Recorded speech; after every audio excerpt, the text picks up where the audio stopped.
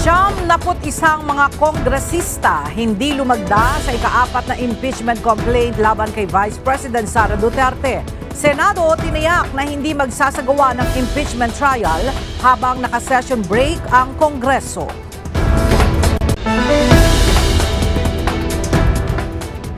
Termino ni PNP Chief General Romel Francisco Marbil pinalawig ni Pangulong Ferdinand Marcos Jr. Hepe ng pambansang pulisya nagpasalamat sa extension na ibinigay ng Pangulo. Bilang ng mga Pilipinong may trabaho para sa buwan ng Disyembre noong 2024 tumaas sa 96.9%. Mga walang trabaho bumaba sa 3.1% ayon sa Philippine Statistics Authority.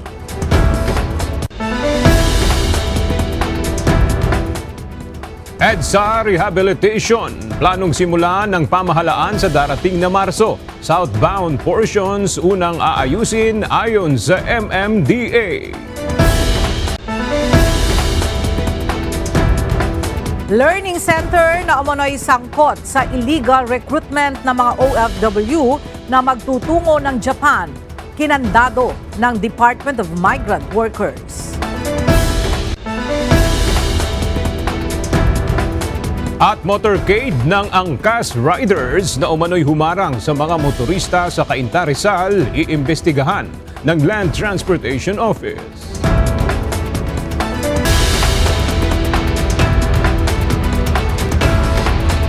Magandang tanghali mga kasangbahay. Ngayon po ay araw ng Huwebes, February 6, 2025. Tayo po ay sabayang napapakinggan sa Radyo La Verdad 1350, ang UNTV Radio.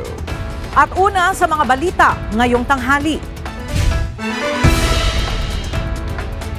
Naitala ng Philippine Statistics Authority ang 96.9% employment rate sa bansa noong December 2024. Bahagya itong mas mataas kumpara sa 96.8% noong Nobyembre ng kaparehong taon.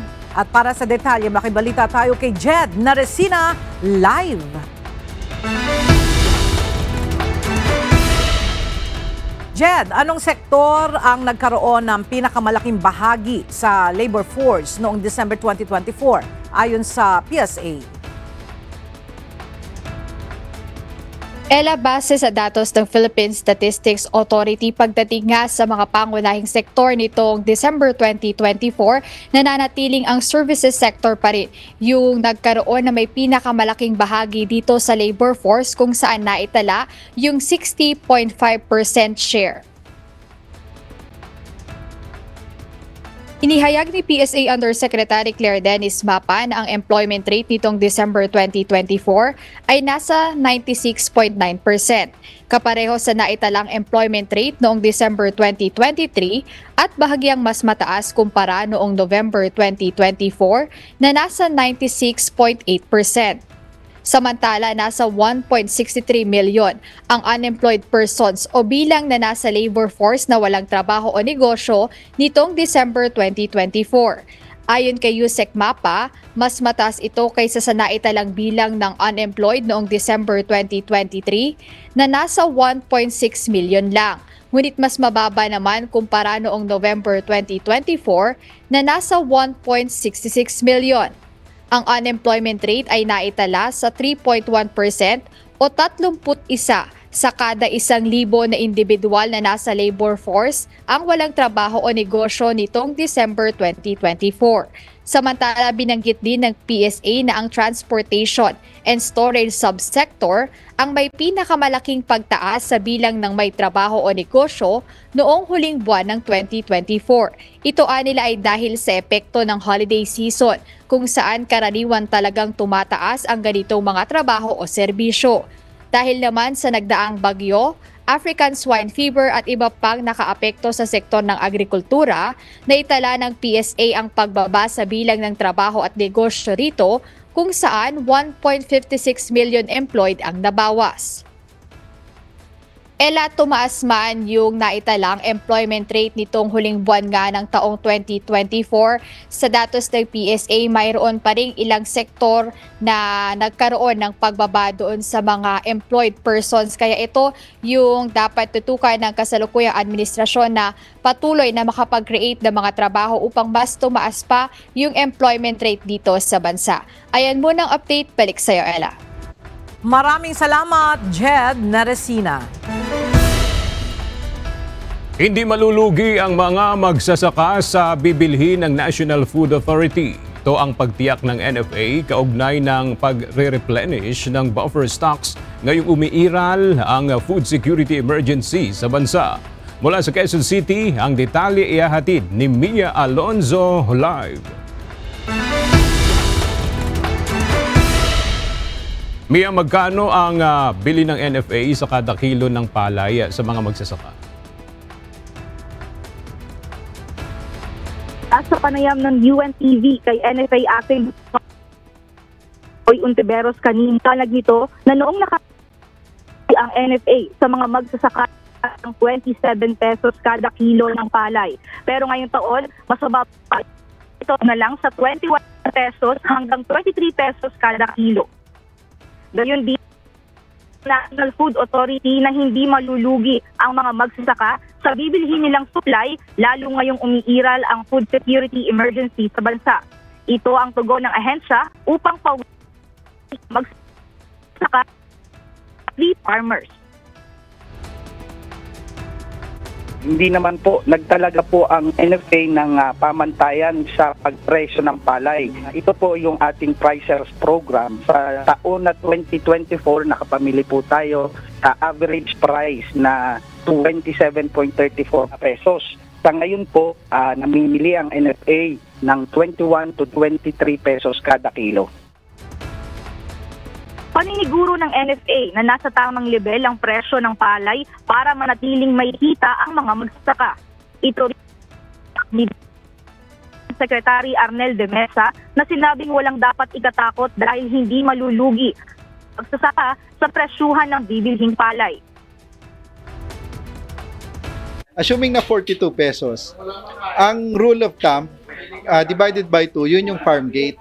Yung farm gate na 42, 21, yun yung pamimili ni NFA na presyo sa farm gate. So at 21 pesos, malaki pa yung kita ng farmer sa 21 pesos. Samantala, tiniyak ng ahensya na sapat ang buffer stock nito na maaaring bilhin ng DA habang ipatutupad ang food security emergency. Ito po ay sapat upang tugunan ang pangangailangan ng DA upang makapagbenta ng mas murang bigas na tinatayang aabot naman ng 150,000 metric ton sa loob ng 6 na buwan.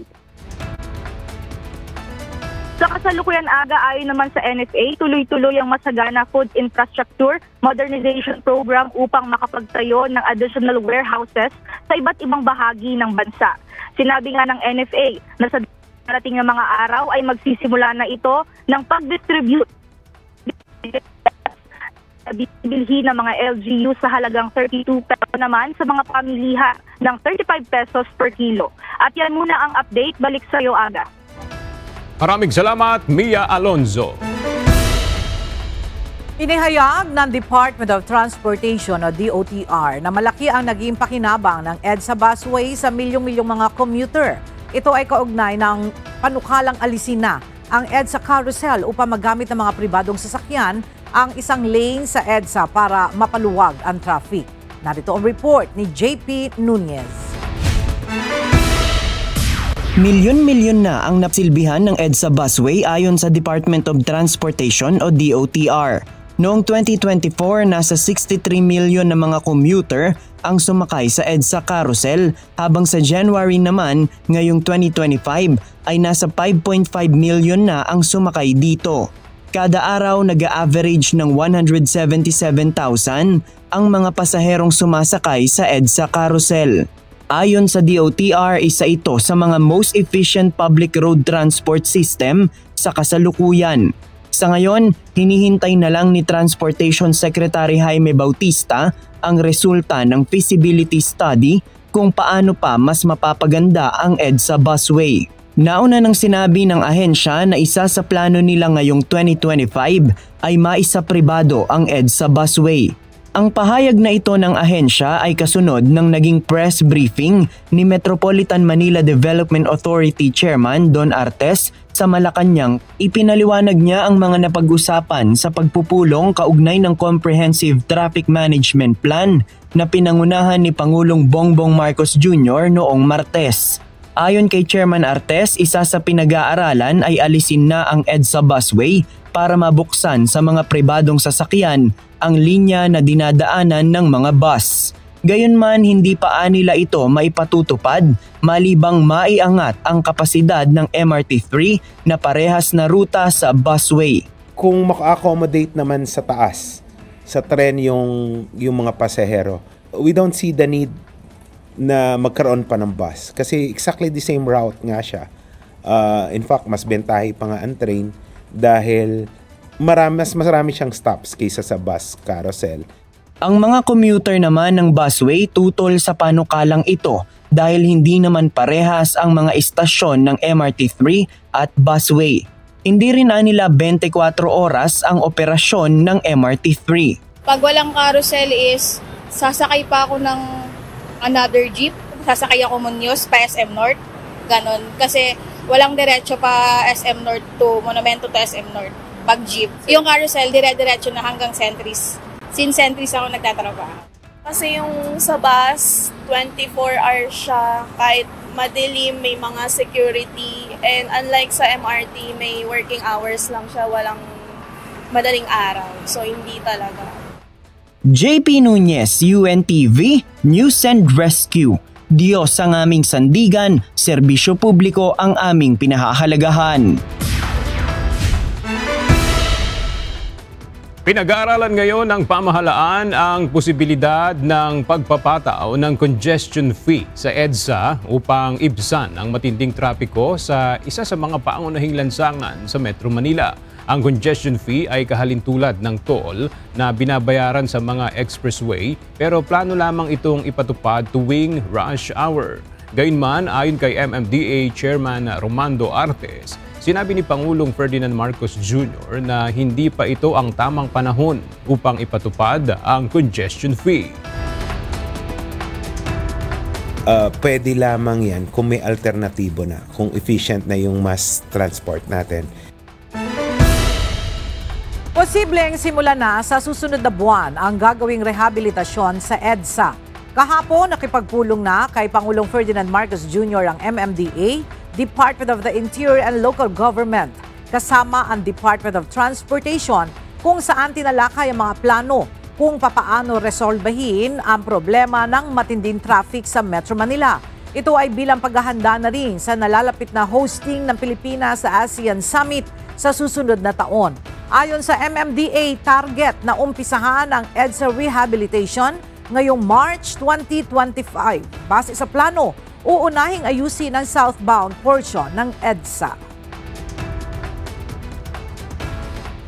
Ginagawa na po yung timetable at yung preliminary traffic management plan na para po sa rehab ng EDSA. Target pa rin po ay makakapagsimula ng March para matapos po siya in time for the ASEAN. Southbound lang muna po ang gagawin. Iimbestigahan ng Land Transportation Office ang isinagawang motorcade ng angkas riders na humarang sa mga motorista sa Cainta Rizal noong nakaraang linggo. Ayon sa LTO, may kaukulang parusa na pwedeng ipataw sa mga rider na persahang pinipigil ang trapiko. Mula sa Quezon City, alamin natin ang detalye kay JP Nunez live. JP, ano bang parusa ang pwedeng maipataw sa mga rider ng angkas na humarang sa traffic? At para saan ba yung motorcade na yon, JP?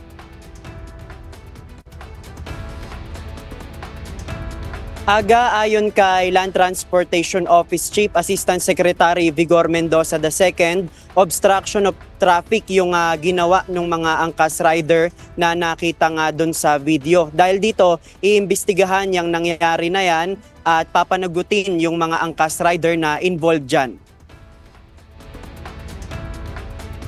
Ipinag-utos na nga ng Land Transportation Office o LTO sa kanilang Law Enforcement Office ang investigasyon sa motorcade ng mga angkas riders. Sa viral video mula sa dashcam ng isang sasakyan noong nakaraang linggo, makikita na merong ilang mga rider ang humarang sa mga motorista sa intersection sa Cainta, Rizal.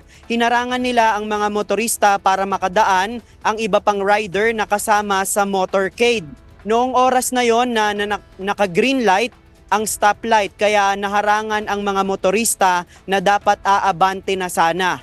Ayon sa LTO, ipapatawag nila ang mga kasama sa motorcade at pagpapaliwanagin din ng bukod yung mga rider na humarang sa kalsada na nakita sa video. Sa pananaw ni LTO Chief Assistant Secretary Mendoza, tila may sariling gobyerno ang mga angkas rider dahil sa pagharang na tila mga deputize ng gobyerno para pigilan ang traffic flow. Ang Chief Executive Officer ng Angkas na si George Royeca nauna nang humingi ng public apology sa nangyayari. Biguan niya ang mga angkas rider na ipakita ang pinanghahawakan nilang disiplina at kaligtasan sa angkas organization. Ayon sa LTO, kahit may public apology, kailangan pa ring imbestigahan ang issue upang hindi na ito maulit. Aga, ayon nga kay Asik Mendoza, kasama doon sa kanilang iimbestigahan din yung kung merong o kung nakapagpaalam sa local government unit yung ginawang motorcade. Sa ngayon, yan muna ang ating latest live mula dito sa Quezon City. Balik sa iyo, Aga. Maraming salamat, JP Nunez. Inanunsyo ng Department of Transportation na sisimulan na sa Marso ang pamamahagi ng fuel subsidy para sa mga driver ng pampublikong sasakyan na apektado ng mataas na presyo ng langis. Ayon kay Transport Undersecretary Jesus Ferdinand Ortega, may joint memorandum na ang iba't ibang ahensya upang maisakatuparan ang programa. Ang LTFRB ang mamamahala sa subsidy para sa mga jeepney driver, habang ang DILG naman ang tutulong sa mga tricycle driver. Inihikayat ng Department of Social Welfare and Development ang publiko na isumbong ang mga taong sangkot sa iligal na paggamit at pagbebenta ng Peking Persons with Disabilities o PWD ID. Ayon kay DSWD Assistant Secretary Irene Dumlao, labag ito sa Republic Act 10754 at nakakasama sa mga lehitimong PWD at negosyong nagbibigay ng diskwento. Maaring ipagbigay alam ang insidente sa National Council on Disability Affairs o NCDA sa email na council@ncda.gov.ph, sa social media pages nito o sa Persons with Disability Affairs Office ng mga lokal na pamahalaan.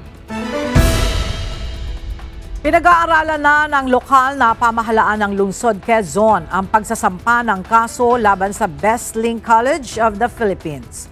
Bunsod ito ng off-campus activity ng paaralan sa Hermosa, Bataan noong nakaraang buwan na naglagay sa kaligtasan ng mga estudyante sa panganib. Sa isang pahayag, tinuligsa ni Mayor Joy Belmonte ang Bestlink sa pagsawalang bahala sa mga reklamo tungkol sa insidente at pagtawag sa mga reklamo bilang fake news. Sinabi ng lokal na pamahalaan na pinag-aaralan na nito ang mga legal na opsyon upang panagutin ang paaralan habang tinutukoy ang mga polisiyang maaaring ipatupad upang i-regulate ang mga malalaking aktibidad ng mga estudyante, lalo na iyong nangangailangan ng pagbiyahe sa labas ng lungsod. Pumirma ng kasunduan ng National Electrification Administration o NEA at Department of Education para sa paglalagay ng solar photovoltaic o PV systems sa mga paaralang walang kuryente. Tutukuyin ng DepEd ang mga prioridad na paaralan at kukuha ng kinakailangang permit habang ang NEA naman sa tulong ng mga electric cooperative ang magbibigay ng teknikal na suporta sa pag-i-install at pagpapanatili ng mga solar panel. Tinatayang 1.6 milyong mag-aaral ang makikinabang sa proyektong ito, lalo na sa mga paaralang nasa Bangsamoro, North Cotabato, Palawan, Sulu, Zamboanga del Sur at Negros Oriental. May iniaalok ngayon na scholarship program para sa mga Pilipino ang pamahalaan ng South Korea. Sa post ng Embassy of the Republic of South Korea, inianunsyo nito ang kanilang Global Korea Scholarship Program na layong tulungan ang international students na i-pursue ang kanilang higher education at academic opportunities sa Korean institutions. 18 slot para sa mga Pilipinong interesado ang bubuksan ng South Korea. Kahapon, inumpisahan na ng Korean Embassy ang pagpapasa ng applications na tatagal hanggang sa March 1. Para sa karagdagan detalye, maaaring bisitahin ang Embassy of the Republic of South Korea Facebook account. Ipinasara ng Department of Migrant Workers ang isang learning center sa Maynila dahil sa pagkakasangkot umano nito sa illegal recruitment ng mga OFW patungong Japan. Pinangunahan mismo ni Migrant Workers Secretary Hans Leo Kakdak at Undersecretary Bernard Olalia ang closure operations ng Hikari Learning Center Corporation na matatagpuan sa Leon Ginto Street, Malate, Manila. Nag-aalok umano ito ng iba't ibang trabaho sa Japan, gaya ng hotel and restaurant service, food processing, caregiving, farming, at food and beverage manufacturing kahit wala itong lisensya at otoridad galing sa DMW. Nagbabala ang Philippine Embassy sa Japan sa mga Pilipino hinggil sa pagtaas ng kaso ng influenza sa bansa. Pinapayuhan ng mga biyahero na kumuha ng travel insurance para sa mga hindi inaasahang medikal na pangangailangan. Inirerekomenda rin ang pagsusuot ng face mask lalo na sa matataong lugar at pampublikong transportasyon. Ini-impeach na ng House of Representatives si Vice President Sara Duterte bunsod ng questionableng paggastos ng confidential funds nito. Una namang lumagda sa ika-4 na impeachment complaint ang presidential son at House Senior Deputy Majority Leader, Ilocos Norte 1st District Representative Sandro Marcos. Ang detalye sa ulat ni Rosalie Cos. 215 mga kongresista ang lumagda sa ika-4 na impeachment complaint laban kay Vice President Sara Duterte. Nangyari ito sa huling araw ng sesyon sa plenaryo ng Kamara bago ang nakatakdang break ng Kongreso sa February 8 para sa paparating na midterm elections. Una sa mga pumirma si Presidential son at House Senior Deputy Majority Leader, Ilocos Norte 1st District Representative Sandro Marcos. Sa gitna ito ng pahayag ng Malacanang na hindi makikialam si Pangulong Ferdinand Marcos Jr. sa impeachment case at naniniwalang hindi napapanahon ang impeachment laban kay VP Duterte. Bukod kay Congressman Marcos, una rin sa mga lumagda ang iba pang House leaders na sina House Senior Deputy Speaker Aurelio Gonzales, Deputy Speaker JJ Suarez at Majority Floor Leader Manix Dalipe. Pang-16 naman si Tingog Party List Representative Yeda Romualdez at pang-215 ang asawa nitong si House Speaker Martin Romualdez, pinsan ni PBBM. Kabilang naman sa mga hindi pumirma sa ika-4 na impeachment complaint sina dating Pangulong Gloria Macapagal Arroyo, House Deputy Majority Leader ACT-CIS Party List Representative Erwin Tulfo, House Deputy Speaker Camille Villar at mga revilla sa Kamara. Batay sa reklamo, hindi akma para sa public office si VP Duterte, kaya dapat mapatalsik sa pamamagitan ng impeachment. Kabilang sa 7 grounds for impeachment ang pagsira sa tiwala ng publiko at paglabag sa konstitusyon dahil sa umano'y planong pagpapatay ni VP Duterte sa pamamagitan ng isang assassin kina Pangulong Ferdinand Marcos Jr., First Lady Lisa Araneta Marcos at House Speaker Romualdez sa isang live broadcast. Gayun din ang betrayal of public trust at katiwalian dahil sa umano'y maling paggamit at paglustay ng confidential funds ng Office of the Vice President at Department of Education. Bahagi rin ng reklamo ang panunuhol umano dahil sa pamamahagi ng monetary gifts sa DepEd officials. Gayun din ang umano'y hindi maipaliwanag na yaman at pagpalyang i-disclose ang lahat ng ari-arian nito sa Statement of Assets and Net Worth o SALN. Bukod dito, sangkot din umano si VP Duterte sa high crime of murder dahil sa extrajudicial killing sa Davao City. Kabilang din umano ang Vice Presidente sa nagsusulong ng destabilisasyon. At panghuli ang pagkwestiyon sa pamuno ni VP Duterte bilang pangalawang pinakamataas na opisyal ng pamahalaan. Matatag itong complaint na ito dahil 250 members mismo ang pumirma sa impeachment complaint na ito. At hindi pipirma yung mga yon kung hindi sila kumpiyansa na lulusot ito at mabigat ang ebidensya kapag nilitis ito sa isang impeachment trial by the Senate.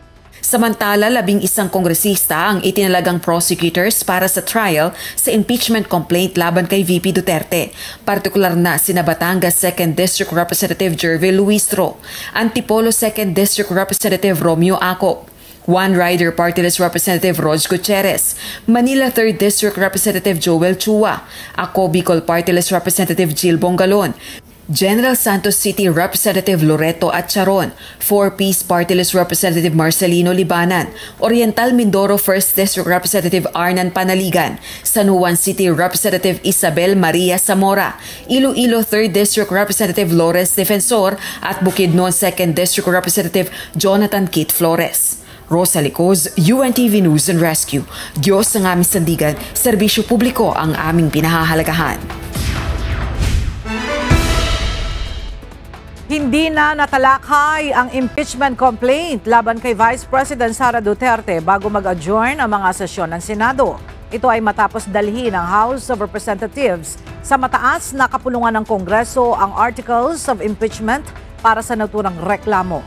Ang detalye sa report ni Asher Cadapan Jr. Hindi pa nagagawa ang official report para kay Senate President Francis Escudero kaugnay ng natanggap ng Senado na Articles of Impeachment laban kay Vice President Sara Duterte. Ito ang inihayag ni Senate Secretary Renato Bantug Jr. na dahilan kaya hindi na isama sa mga talakayin ang naturang kaso sa plenaryo. Paliwanag ni Bantug, tungkulin niya na magbigay ng kumpletong staff work sa Senate President at lahat ng mga miyembro ng Senado. It was ministerial on my part to receive the verified complaint, the annexes. But after that, and I made it clear also to the Secretary General that I have to perform staff work. In so far as making sure that whatever the House transmitted is what the Senate also received. Ayon naman kay Senate Minority Floor Leader Aquilino Coco Pimentel III, kahit wala sa daily agenda ng plenaryo ay maaari namang isingit ang pag-aanunsyo ng pagtanggap ng impeachment complaint. Ngunit aminado itong mayroon talagang time lag o antala sa mga kilos sa Senado at hindi maaaring pagkatanggap ng dokumento ay agad na itatakbo ito para iulat. Priority ang impeachment pero syempre you cannot make it parang masyado, you cannot appear to be too excited. You're a court. You're a court. You should not show any excitement or any emotion. Normal lang tayo. Normal lang. Relax lang. Dahil nakabreak na ang Senado simula ngayong araw, sinabi ni Pimentel na posibleng pagkabalik na ng mga sesyon sa Hunyo matalakay ang impeachment complaint kay VP Sara. Ngunit binigyan din ito na maaring ma-waive o hindi mangibabaw ang rules kapag napagkasunduan ito ng lahat ng mga miyembro ng Senado. Asher Cadapan Jr., UNTV News and Rescue. Diyos ang aming sandigan, serbisyo publiko ang aming pinahalagahan. Mariing kinundina ni Attorney Harry Roque ang impeachment na isinulong ng Kamara laban kay Vice President Sara Duterte. Sa isang pahayag, sinabi nito na isa itong malaking insulto sa mahigit 32 milyong Pilipinong nagtiwala at nagmahal sa Vice Presidente. Dagdag pa ni Attorney Roque na ang hakbang na impeachment kay VP Duterte ay isang malinaw na pag-iwas sa totoong mga isyung kinakaharap ng bansa. Kaya nananawagan siya sa lahat ng mga Pilipino na bawiin niya ang ating bayan mula sa mga mapanlinlang na politiko. 71 sa mga kongresista ang hindi lumagda sa ika-4 na impeachment complaint laban kay Vice President Sara Duterte. Ayon sa isang mambabatas, iniiwasan niyang mabahiran ang dungis ang kanyang paghatol. Mula sa Batasang Pambansa may report si Rosalie Coz. Live.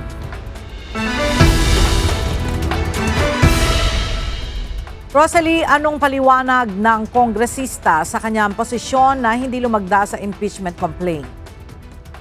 Ella, kabilang si ACT-CIS Party List Representative Erwin Tulfo, House Deputy Majority Leader, sa 71 mga kongresistang hindi lumagda sa ika-4 na impeachment complaint laban kay Vice President Sara Duterte. Bukod sa kanya, hindi rin lumagda ang kilalang kaalyado ng mga Duterte dito sa Kamara, si dating Pangulong Gloria Macapagal Arroyo. Hindi rin pumirma si Cavite's 2nd District Representative Lani Mercado Revilla, Agimat Party List Representative Brian Revilla, at Cavite 1st District Representative Ramon Jolo Revilla. Hindi rin lumagda si Las Piñas Lone District Representative Camille Villar, House Deputy Speaker. Gayon din si Albay 2nd District Representative Joey Salceda. Kahit si Ako Bicol Party List Representative Saldico ay hindi rin lumagda. Ayon kay Congressman Erwin Tulfo, hindi siya lumagda sa impeachment complaint dahil iniiwasan niyang magkaroon ng bahid sa paghusga, lalo na't may chance sa umano siyang maging senator judge. Dagdag pa nito, ilang ang bago ang halalan at magkakaroon ng bagong grupo ng mga senador na sisiyasat sa mga ebidensya at ito umano ang pagtutuunan ng pansin sakaling maging senator judge siya. Wala pang pahayag na inilalabas ang ibang hindi lumagda sa impeachment complaint laban kay VP Duterte. Samantala, batay naman sa ilang miyembro ng House Prosecution Panel para sa impeachment trial ni VP Duterte, ang hindi pagpirma ng iba nilang kasamahan sa impeachment complaint ay patunay na walang nangyaring pilitan sa kanilang hanay para i-endoso ang isang reklamo na diretso na sa Senado. Hindi rin anya ito makaka-apekto sa impeachment complaint na nai-transmit na sa Senado. Balik sa'yo, Ella. Maraming salamat, Rosalie Coz. Tiniyak ngayon ni Senate President Francis Cheese Escudero na walang isasagawang impeachment trial ang Senado habang naka-session break ang Kongreso. Ginawa ni SP Escudero ang pahayag matapos na formal na maitransmit kahapon sa Senado ang impeachment complaint laban kay Vice President Sara Duterte na pinagbotohan sa Kamara. Mula sa Senado, makibalita tayo kay Asher Cadapan Jr. live.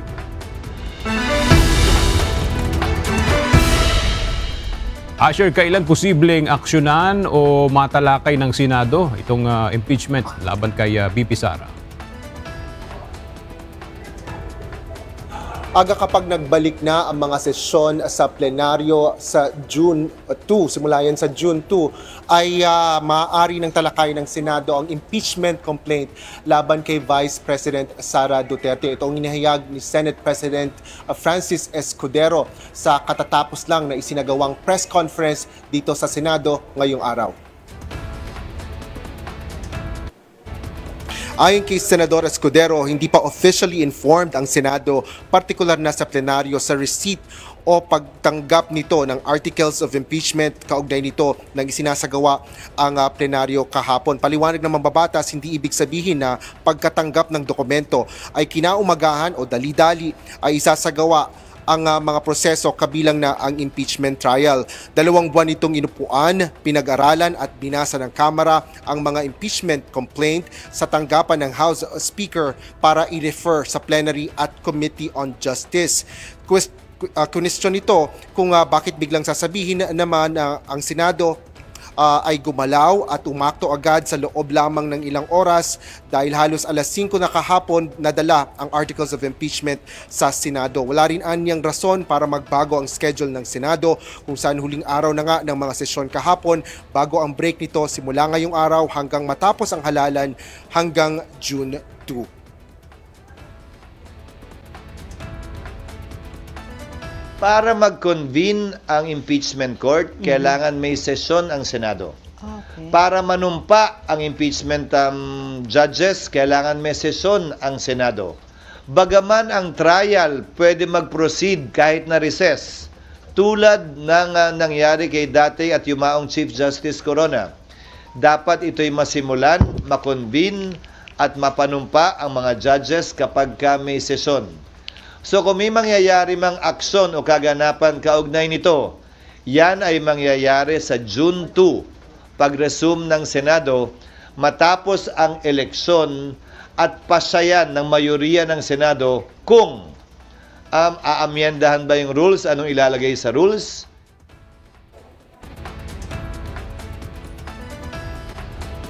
Aga, dahil may halos isang buwan na lang na lalalabi sa 19th Congress kapag nagbalik na ang mga sesyon ng Senado simula yan sa June 2. Sinabi ni Senador Escudero na mayroon namang nalalabing 12 miyembro ng mataas na kapulungan ng Kongreso para maipagpatuloy ang impeachment trial kahit na sa susunod na Kongreso. Dahil ito ay isang impeachment court, hiwalay na function or hiwalay sa function ng legislatura, kaya hindi ito kagaya lang nung mga panukalang batas na magsisimula ulit sa una kapag natapos ang isang Kongreso. Yan ang latest dito sa Senado. Balik sa iyo, Aga. Maraming salamat, Asher Cadapan Jr. Nagpasalamat si Philippine National Police Chief, Police General Romel Francisco Marbil sa extension na ibinigay ni Pangulong Ferdinand Marcos Jr. upang manatili siya sa pwesto. Sa text message na ipinadala ni Chief PNP, sinabi nito na pagbubutihin nila ang latag ng seguridad para sa pagkakaroon ng payapang halalan. Mula sa Camp Crame, may report si Leia Ilagan live.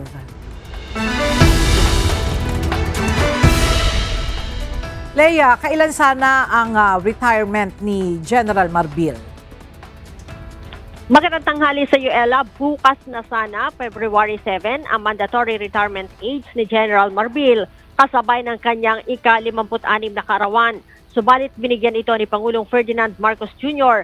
ng 4 na buwang ekstensyon hanggang sa matapos ang eleksyon sa Hunyo. Sa kanyang mensahe, sinabi ni Marbil na ilalaan niya ang kanyang ekstensyon sa masusing paghahanda para sa pagkakaroon ng ligtas na halalan sa bansa. Nagpasalamat din si Marbil sa tiwalang ibinigay ng Pangulo sa kanya. Si Marbil ang ika-30 naging PNP chief, miyembro ng Philippine Military Academy Sambisig Class of 1991. Umupo siya sa pwesto noong Abril matapos ang retirement ni dating PNP Chief Police General Benjamin Acorda Jr. Ella? Leia, ito bang extension ng termino ni General Marbil ay mayroon bang epekto sa hanay ng mga opisyal ng PNP? Ella, sa extension ni General Marbil, magkakaroon ng 4 na buwang delay sa promosyon o pag-akyat ng ilang matataas na opisyal ng PNP, partikular yung mga nasa command group at syempre may domino effect ito sa paggalaw ng iba pang general. Ella. Alright, maraming salamat, Leia Ilagan. Ituturing ng Commission on Elections o COMELEC na paid o bayad ang anumang online endorsement na ginawa ng isang celebrity, internet personality o social media influencer para sa mga kandidatong tumatakbo sa pambansa at lokal na halalan sa May 12. Ayon kay COMELEC Chief George Erwin Garcia, magpapatibay ang poll body ng isang resolusyon na nag-aatas sa mga kandidato na isama sa kanilang Statements of Contributions and Expenditures o SOSE ang mga online endorsement, bayad man o donasyon. Nilinaw naman ni Garcia na ang regulasyon ay hindi ipatutupad sa mga online endorser na kamag-anak ng kandidato hanggang sa second degree of consanguinity or affinity. Sinabi ng Commission on Elections o COMELEC na maaaring tumakbo muli sa Bangsamoro Parliamentary Elections sa mga kandidato na posibleng matalo sa national and local elections na nakatira sa BARM. Narito ang report ni Dante Amento. Pirma na lang ng Pangulo ang hinihintay sa nukalang batas na ipagpaliban sa October 13 ang unang BARM Parliamentary Elections. Kaya inaasahang hindi na masasabay ang parliamentary elections sa halalan sa buong bansa sa May 12, 2025. Ayon kay Commission on Elections o COMELEC Chairman George Erwin Garcia, ang mga matatalo sa halalan sa BARM sa Mayo o midterm elections ay pwede pang tumakbo ulit sa parliamentary polls. Sinasabi ng iba, paano yung mga tatalo sa May 12 elections sa national and local? Pwede ba sila makatakbo sa parliamentary? Yes, kung mag-o-open kami ng filing ng candidates. Posibleng magbubukas ng panibagong filing ng Certificate of Candidacy o COC ang COMELEC sa BARM kapag na-distribute na ang 7 parliamentary seats na dapat sana ay para sa Sulu na ngayon ay hindi na bahagi ng BARM. Paano nyo isasarado o hindi papayagan yung filing kung magbabago ang composition ng bawat parliamentary district ng mga miyembro na municipalities? Nasa 2.5 billion pesos ang kakailanganing pondo para sa parliamentary elections na abinado naman ang COMELEC na walang pondo ngayon para rito. Dante Amento, UNTV, News and Rescue. Diyos ang aming sandigan, serbisyo publiko, ang aming pinahahalagahan.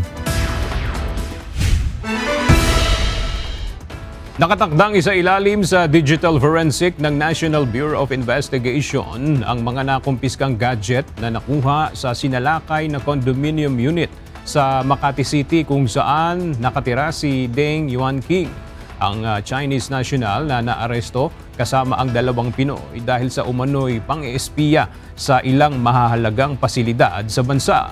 Ang detalye sa ulat ni Benedict Samson. Sa bisang search warrant, sinalakay ng National Bureau of Investigation Special Task Force noong Lunes ang isang condominium unit sa Makati City kung saan umano nakatira si Deng Yuanqing na hininalang espiya ng China. Nakakuha ang NBI sa naturang condo unit ng mga karagdagang gadget gaya ng computer, laptop, router, modem at external drives na posible nilang magamit sa data extraction at remote access. Yung mga gamit na nakuha, obviously, pwede siyang makakonect sa internet at pwede niyang magamit for remote access, no? So, ito yung mga devices na pwede mong gamitin sa pagkuha ng mga information or pagkuha ng data. Bukod sa gadgets, iimbestigahan din ng NBI ang mga nakuhang deposit slip. Titingnan ho natin kung ito ay personal na transaction ba or ito ay mga transaction na may kinalaman dun sa activity nila dati. Pero yung mga deposit slips medyo maraming involved na transactions, medyo malalaki yung transactions. They range from like 300, 400 to 1 million yung mga deposit slips. Matatandaan na naaresto ng NBI si Deng kasama ang 2 Pilipino noong January 17 sa loob ng isang sasakyan na may lamang high-tech device na gamit umano sa pang-espiya. Kabilang sa pinuntahan ng mga sospek ang mahalagang infrastruktura sa bansa gaya ng military base, tower grids, EDCA sites at iba pang pasilidad. Sa ngayon ay hawak na ng Makati Regional Trial Court ang naturang kaso. Benedict Samson, UNTV News and Rescue. Diyos ang aming sandigan, serbisyo publiko ang aming pinahahalagahan.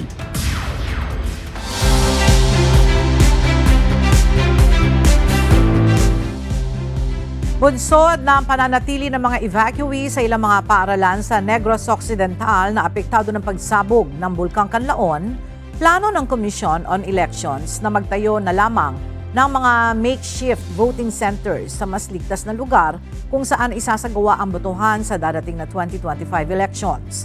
Para sa detalye, makibalita tayo kay Lalaine Moreno, live. Lalaine, paano ang magiging sistema na gagawin para sa itatayong makeshift voting centers? Magiging kapareho pa rin ang sitwasyon ng botohan sa mga makeshift voting places kumpara doon sa mga regular voting centers na sa loob ng paaralan. Pero mangyayari lang ay ibabiyahe ng Commission Elections at ng LGU itong mga botante kung saan maaari silang bumoto dito sa mga pinakamalapit na makeshift voting centers sa kanilang evacuation centers. Pinaghahandaan na ng Commission on Elections, Negros Island, ang posibleng senaryo sa araw ng halalan sa mga lugar na naapektuhan ng pagsabog ng Bulkang Kanlaon. Ayon sa COMELEC, sakaling mananatili pa rin sa Alert Level 3 o itataas sa Alert Level 4 ang bulkan, tuloy pa rin ang botohan. Pero may ilang adjustment lang silang gagawin para makakaboto pa rin ang mga inilikas na residente. Magtatayo ang COMELEC ng mga makeshift polling places gamit ang mga malalaking tent dahil puno pa ng mga evacuees ang mga paaralan, particular na ang mga classroom na ginagamit ng mga displaced families. Ayon kay COMELEC Negros Island Region Director Attorney Lionel Marco Castellano, may mga na-identify na silang lugar na pagtayuan ng mga tent kung saan 20 malalaking tent ang itatayo nila sa mga ligtas na lugar. May kipagtulungan din ng COMELEC sa mga lokal na pamahalaan para sa paggamit ng mga government vehicles na maghahatid sundo sa mga boboto. Ang iba mga evacuees naman ay na-transport sa iba mga polling centers na maaari silang bumoto. Pansamantalang ililipat din ng COMELEC ang kanilang mga opisina at paglalagyan ng mga election paraphernalias. Magsasagawa naman ng Voters Information Dissemination ng komisyon para ma-notify ang mga botante kung saan sila boboto sa araw ng halalan. Sa ngayon ay mayroon pang nasa 5,000 pamilya ang inilikas dahil sa pagsabog ng bulkan. Ayon sa Office of the Civil Defense, hindi pa nila malaman kung kailan maaaring bumalik na sa kanilang mga lugar itong mga inilikas na residente. Ella. Maraming salamat, Lalaine Moreno. Magsasagawa na ng Community Assembly ang Rural Health Office sa mga barangay sa Malolos, Bulacan dahil sa patuloy na pagtaas ng kaso ng hand, foot, and mouth disease. Isa ito sa mga nakikitang paraan upang mapigilan at maiwasan ang pagkalat ng naturang sakit. Mula sa Malolos, Bulacan, may report si Nestor Torres live. Nestor, kailan pasisimulan ang Community Assembly ng Rural Health Office sa mga barangay dyan sa Malolos City? Magandang tanghali aga. Ayon sa City Health Officer ng Malolos, target nila next week, araw ng Martes. Igalit itong community service at pangungunahan ito ng surveillance officer at maging itong mga sanitary officer ng Malolos City Health Office sa mga lugar na sakop ng 7 Rural Health Office unit at akibat ito yung mga barangay na sakop sa Malolos, Bulacan.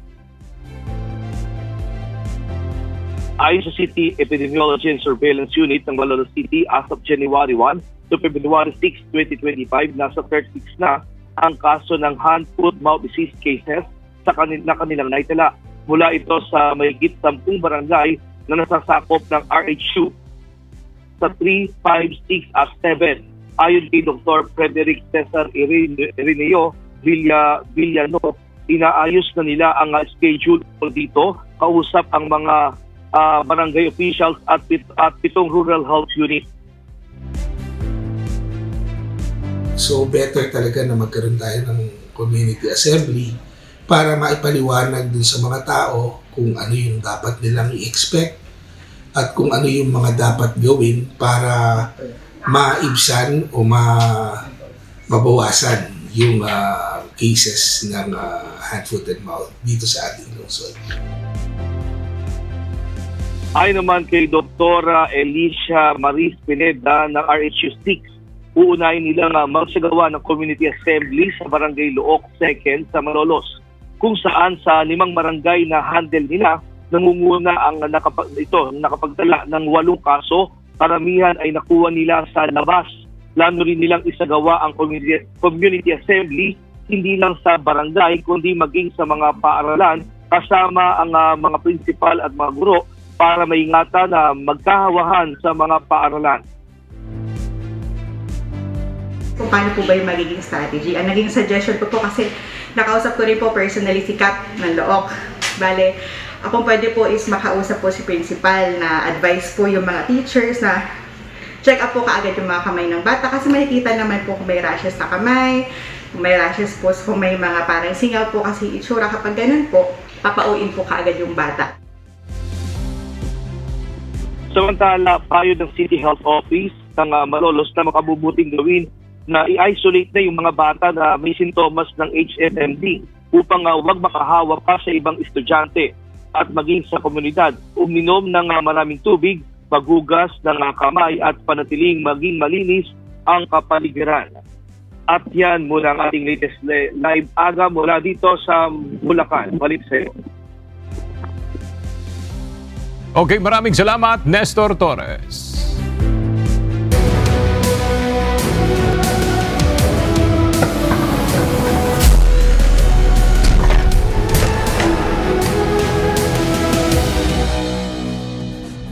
Wild ending ang nangyari sa do-or-die game ng PhilHealth Consulta at Judiciary Magis sa quarterfinals ng UNTV Cup Season 11 kahapon. Kinapos naman ang firepower ng PNP responders para patumbahin ang SSS Pension Boosters para sa semifinals ticket. Para sa detalye, narito ang balita ni Bernard Daddy.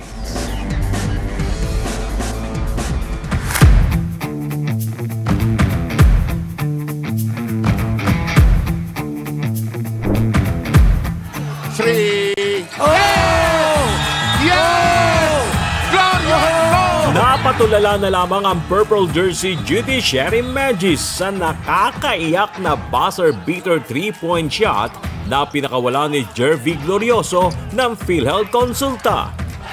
3! Oh! Yeah! Glorioso! Oh! And look at the heartbreak of the Judiciary. Ito na sana ang pagkakataon ng Judiciary para makatungtong muli sa semis at eventually sa finals para sa pinapangarap na third championship title. Pero hindi yan pinayagan ng PhilHealth sa kanilang do-or-die match-up sa quarterfinals ng UNTV Cup Season 11 sa Amoranto Arena sa Quezon City kahapon. First quarter, kontrolado ng Magis ang momentum, humataw agad ng 9 points si Noverve na Obra, kaya naman lamang sila ng 8 points, 13-21. Second frame, double-digit na si Chester Tolomia with 12 points, buhat ang Judiciary sa 12-point advantage, 25-37. Third kanto, nag-adjust ang PhilHealth at kinontrol ang rebound. Bumanat ang Consulta team ng 24-12 run, deadlock at 49 points. Eto na, fourth and final quarter.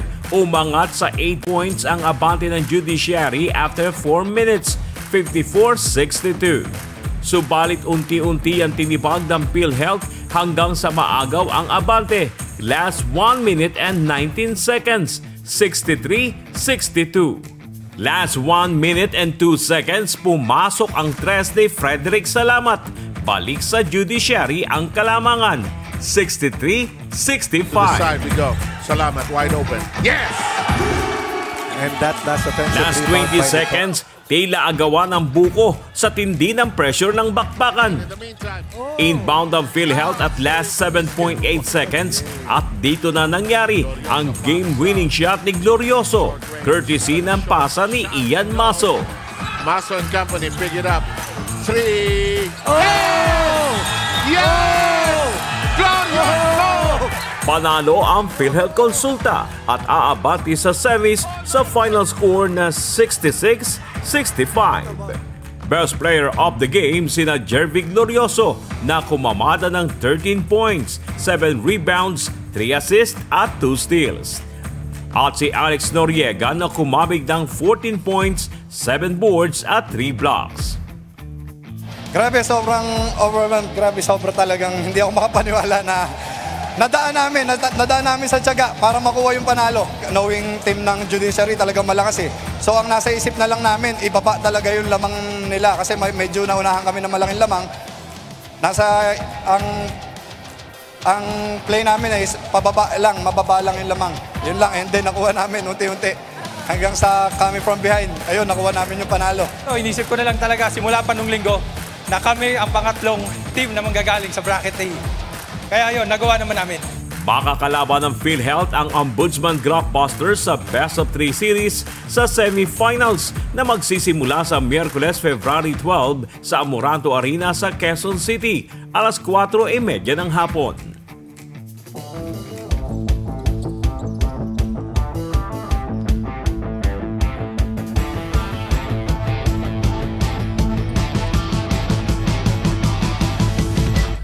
Mas napaaga naman ang rematch ng defending champion Agriculture Food Masters at Season 10 runner-up SSS Pension Boosters. Magtutuos ang DA at SSS sa first game sa Miyerkules alas 3 ng hapon para sa kanilang Best of 3 series sa semis.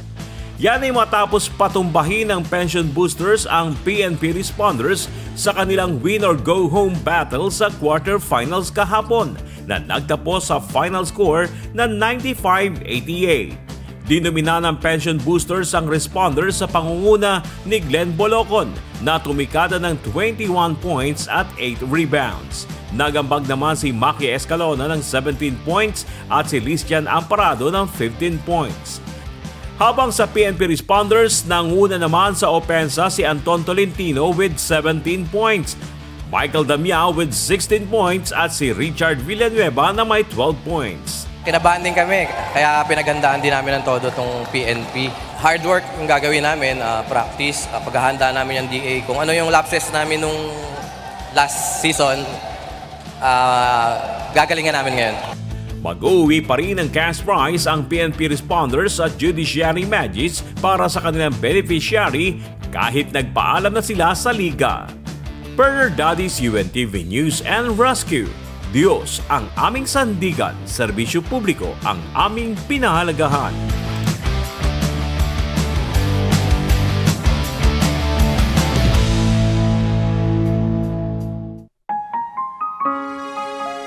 At sa ating pong iiwang mga salita ng Diyos na ating sandigan mula sa Aklat ng Awit, Kapitulo 33, versikulo 11 na nagsasabi, ang payo ng Panginoon ay nanganayong matibay magpakailanman, ang mga pag-iisip ng kanyang puso sa lahat ng salit-saling lahi.